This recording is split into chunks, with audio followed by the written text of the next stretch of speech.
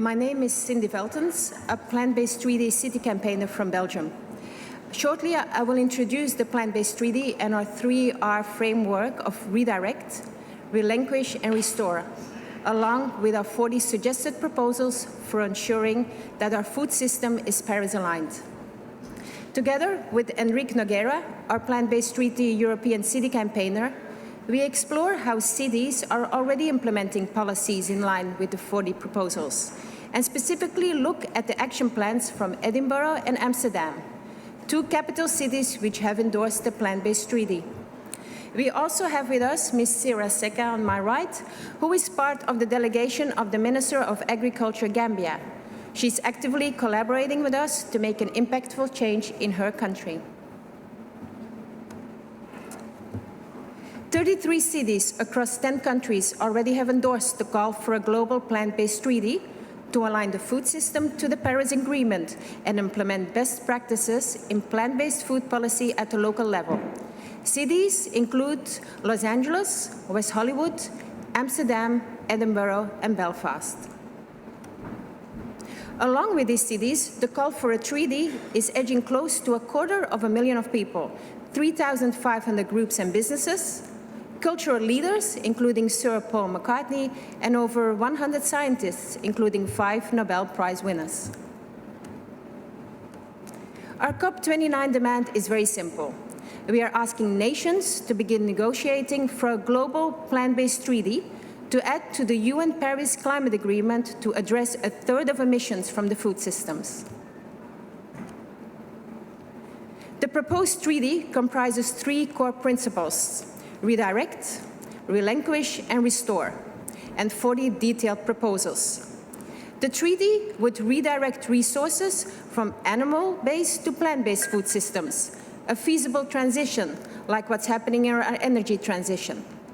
As this increasingly yields new, affordable plant-based food choices, plant-based 3D will begin to relinquish to halt the expansion of animal agriculture's harmful practices, and thirdly, restore the ecological systems that these practices have degraded.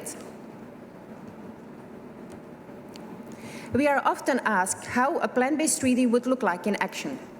Today, we will demonstrate how cities worldwide have already begun to implement plant-based food policies, including in cities that have endorsed the treaty. The treaty has 40 suggested proposals within the 3R framework, and we will present plant-based 3D in action. It's a vision for the future, where cities and countries implement all of the proposals in a transition towards a Paris-aligned food system. Number 1, redirect. Plant-based 3D's first core principle, redirect, aims to eliminate the driving forces behind food system impacts and the promotion of plant-based foods and active transition away from animal-based food systems to plant-based systems.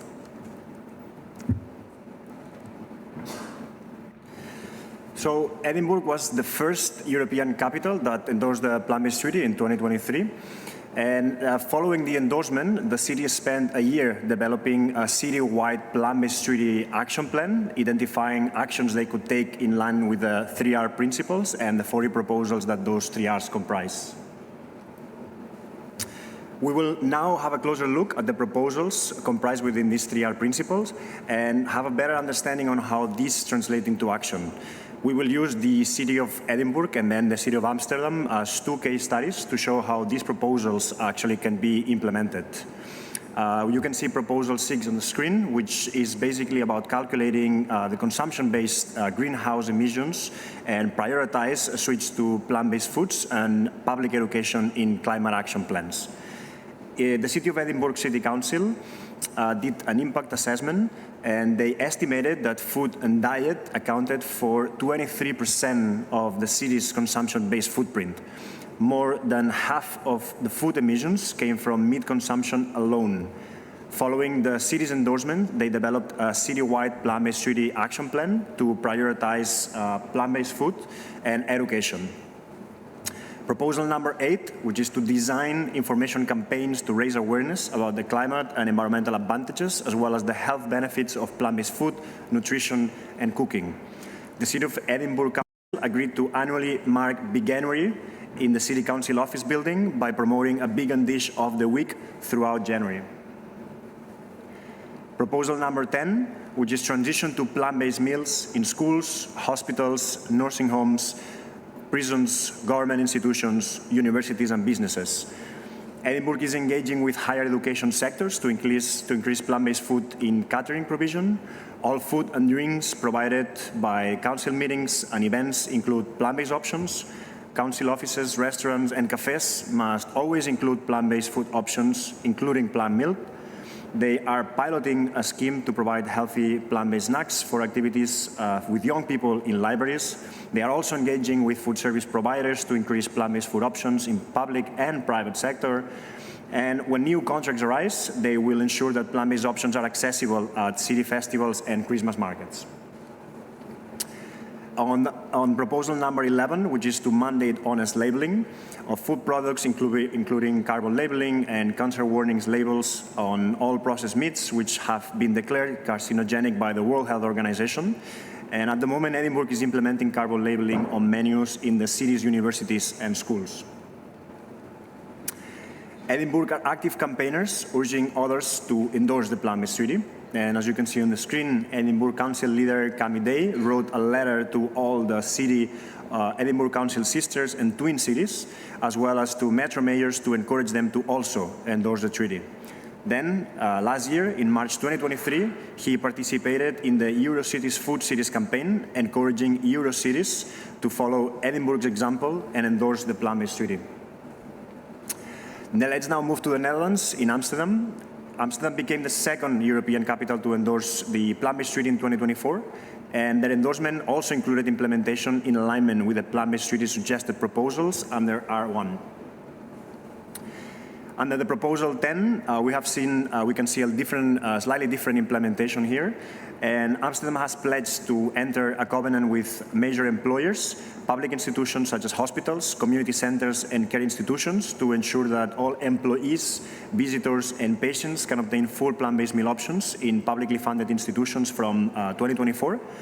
They have also committed to introduce vegan Fridays to the city and ensure that animal plant-based protein ratio reduces to 40% animal to 60% plant-based by 2030. And lastly, they have also committed to organize an annual plant-based conference with care institutions, schools, universities, and other public institutions in the city of Amsterdam. Here we have another example where San Francisco has calculated consumption-based emissions. We encourage this as it increases accountability for all emissions their residents are responsible for and prevents the outsourcing of high emissions to other communities, either locally, regionally, or globally.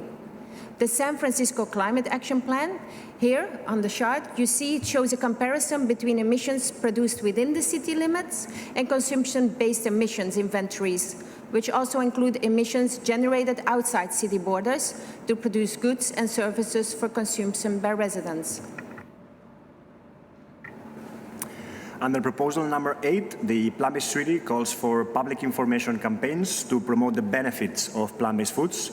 There are many cities who have endorsed the treaty which have already started implementing this. We are now going to show some examples from around the world. The Exmouth in the UK, the plant-based treaty endorsement brought the climate change officer and councillor, Luis Benables, launched monthly plant-based bring and share events where the community are encouraged to bring non-vegans along the event and bring plant-based dish to share with the community. In New York, the City Health Department launched a campaign called Eat a Whole Lot More Plants, which urged New Yorkers to put more whole food plant-based on their plates. And for 1 month, the ad ran on TV, radio, subways, digital channels, and outdoor media neighborhoods with health and socioeconomic inequity. Here we can see a public campaign in the city of Manchester in the UK, which spent £30,000 on adverts around the city, encouraged residents to live more eco-friendly, including eating less meat and dairy. In Washington, D.C., Mayor Muriel delivered a proclamation to launch the first Veg Restaurant Week in 2022 to celebrate and promote local plant-based cuisine in new dishes and specials. In 2023, Ann Arbor City Council voted unanimously on a 3-year, $135,000 contract with Veg Michigan. A community group to deliver plant-based food projects included education materials, week-long plant-based eating challenges, 700 bags of plant-based foods to give away to residents new to plant-based eating, and engaging with businesses to provide more plant-based food options. Washington, D.C. also published an annual food system assessment report on the state of district food systems and how to make the food system more healthy, equitable, and sustainable. They map out inequalities in food accessibility, finding half of Hispanic and Black residents experiencing food insecurity compared to only 14% of white residents. The program spotlights local actions and policy initiatives such as commercial composting, urban agricultural grants, and Green Food Purchasing Act. Here are more examples on the Proposal 10 in action that we discussed before. Here you can see a bit of a slightly different way of implementing it. In the city of Exmouth, the UK, which they endorsed the plant-based treaty, they committed to 100% plant-based catering at climate events and meetings. And they also asked business at their summer fair to include a minimum of 2 plant-based options displayed at the top of the menus, along with the environmental impact labeling. Haywards Heath, also in the UK, was the first town in Europe to endorse the plant-based treaty, and are building up test cases of events where plant-based foods has been successful with the aim to go 100% plant-based in the future. New York City have been tribalizers with plant-based policies in schools and hospitals. They partner with Greener by Default to have plant-based meals default option for inpatients at all 11 public hospitals. Half of eligible patients are sticking with the plant-based options with high satisfaction ratings.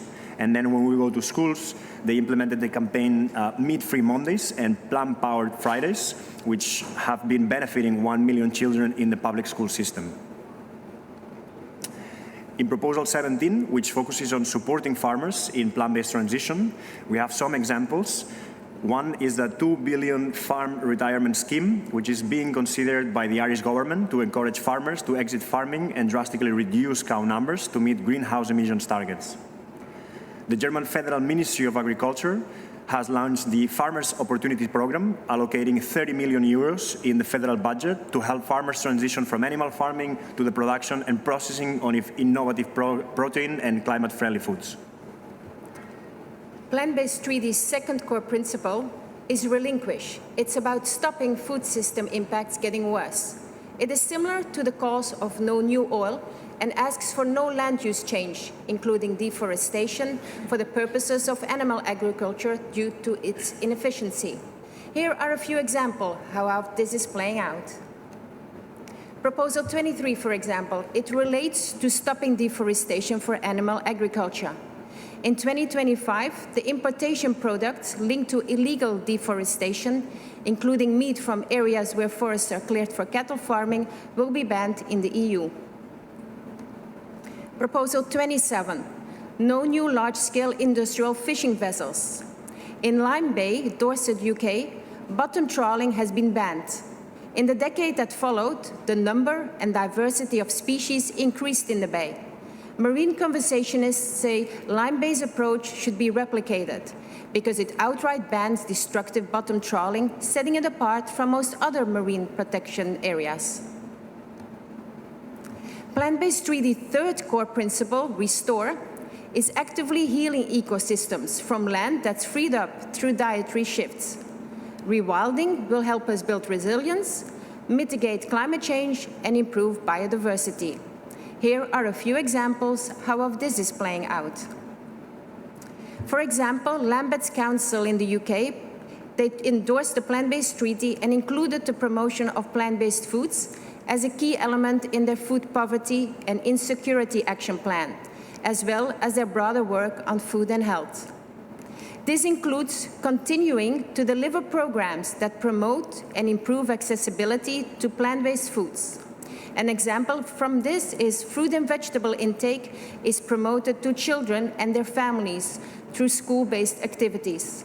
Local fruit and veg vouchers are distributed to vulnerable households. and the Healthy Start scheme is actively promoted for those who are eligible. Action on food must be scaled up with the plant-based treaty. A new study this year has raised the alarm bells on the risk of carbon sink collapse. Forests, plants, and soil absorbed almost no carbon in 2023, during the hottest year on record. While this collapse of land carbon sinks may be temporary, scientists have warned that cracks in the resilience of the Earth's systems are beginning to show. We need a global treaty and international cooperation to scale up plant-based solutions. Cities are already showing it can be done. Many are prioritizing plant-based food systems and showing us a pathway to a 1.5 degrees aligned food system. Local implementation is the way to go. Don't wait for top-down leadership, work from bottom up.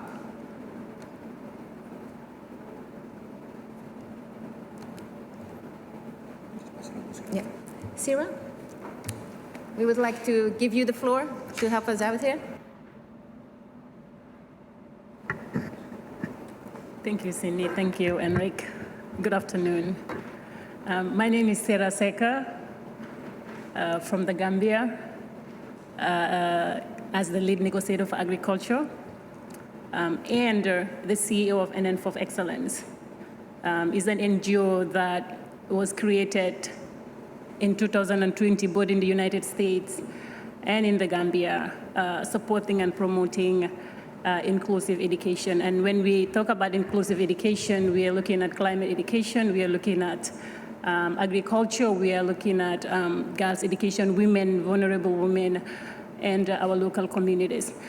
So here, I'm wearing two hats as a party and as the CEO of NN4. So I'm not going to speak as a party. I will be speaking on behalf of NN4 and its work with plant-based treaty in the Gambia with my colleague Cindy and Enric. At NN4, we prioritize health. We prioritize good weather. We prioritize standard of living, survival. And so with our school in West Coast region, which is the second district of the Gambia, just to give a brief history of the Gambia, it's in West Africa. And it is called the Gambia because it is the River Gambia because of the water divides the country into north and south. And it is not too small, but it's a little small. It is below 3 million people.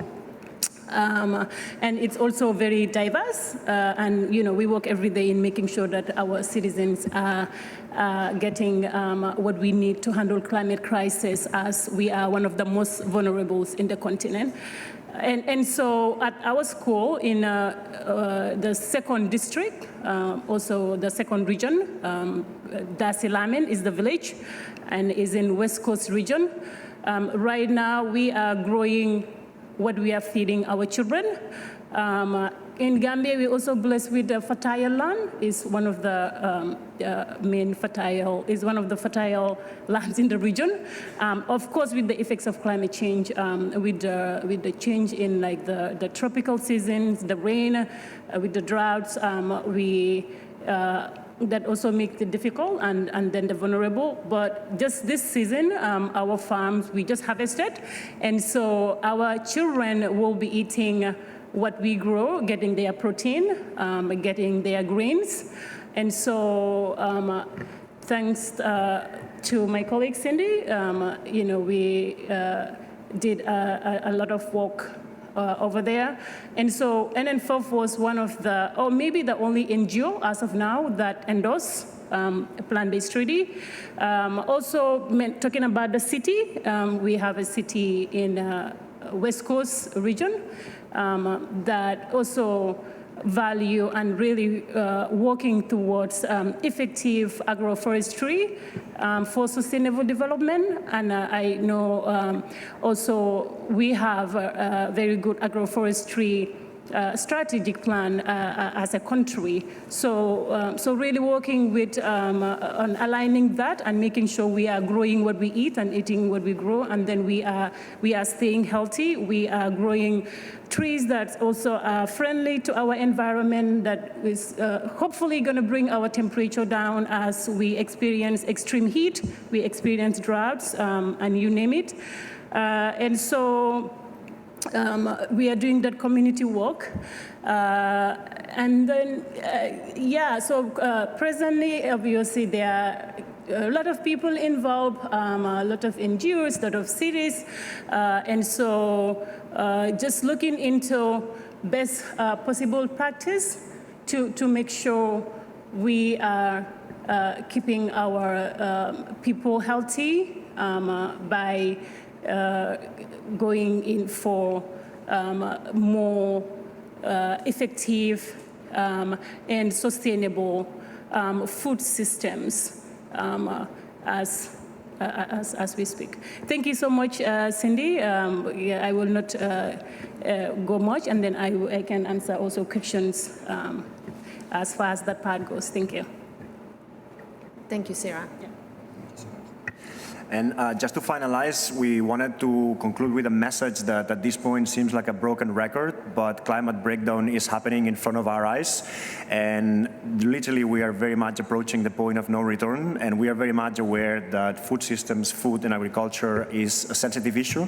It touches very much at the heart of tradition, culture, convenience. And so we are very much aware that it is a delicate topic to discuss, but we cannot afford not to discuss it. And we need to be critical, and we need to find solutions because we have the capacity, we have the knowledge, we have the technology, and so we need to be engaging in these discussions, or otherwise we will not be able to, to create the planet that we are actually aiming for. So that's why from here we want to urge all global leaders and all the parties here at COP to negotiate a plant-based treaty, to discuss food systems, and to be able to engage in meaningful action towards a truly inclusive, ethical, and sustainable food system. Well, thank you very much for listening, and we will be taking any questions if there is any.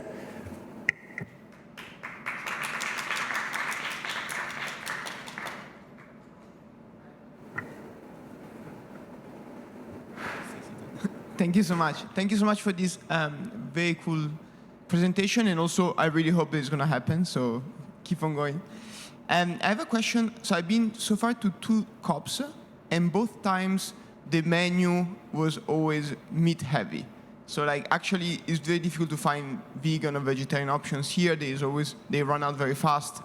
What's your position on that? Did you try to advocate with the COP organization to change that maybe for next time? Because I find that a bit ridiculous, honestly. So we have been engaging with the UNFCCC for a couple of years now, not just us, but many other food groups. And it has been very, very frustrating because we are literally at the most important climate conference of the year. And we are understanding there's some things that cannot be avoided, that flying in, because people need to come here. But food is a very easy thing to change.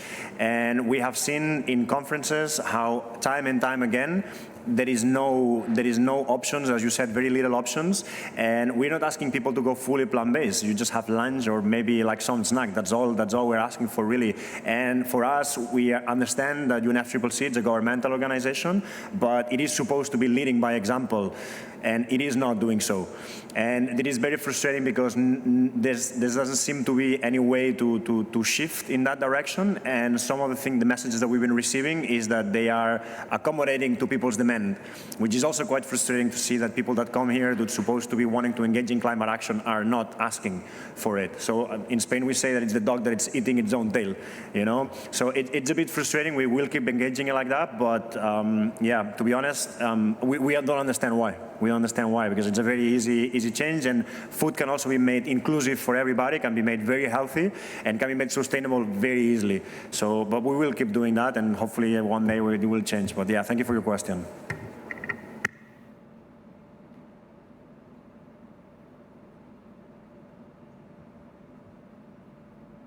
All right, thank you very much.